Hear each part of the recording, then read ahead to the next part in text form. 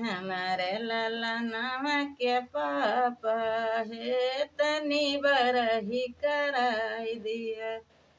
हमारे ललनवा के पापा है तनी बरही कराई दिया।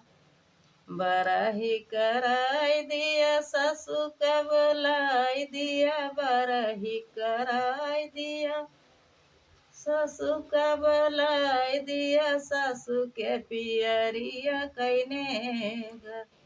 सासु के पियरिया कैने ग।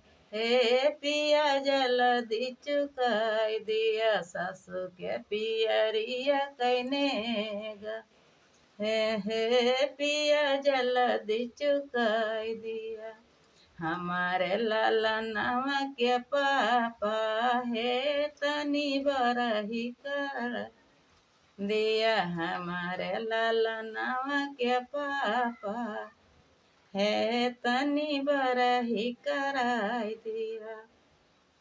बरही कराई दिया जेठनी का बुलाई दिया। बरही कराई दिया जेठनी का बुलाई दिया। जेठनी के तिलरिया कैने ग।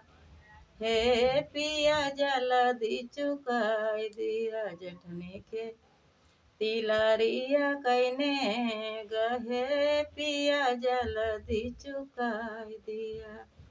हमारे ललनवा के पापा है तनी बरही कराई दिया। हमारे ललनवा के पापा है तनी बरही कराई दिया।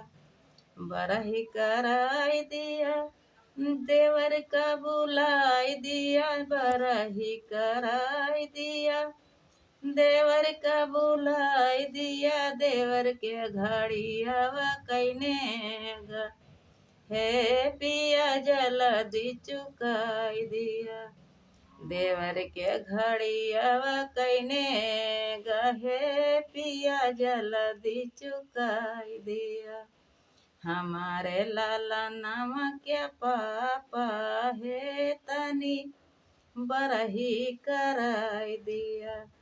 बरही कराई दिया नंदी का बुलाई दिया। बरही कराई दिया नंदी का बुलाई दिया। बरही कराई दिया नंदी का बुलाई दिया। नंदी के कंगनवा कैने ग। हे पिया जल्दी चुकाई दिया।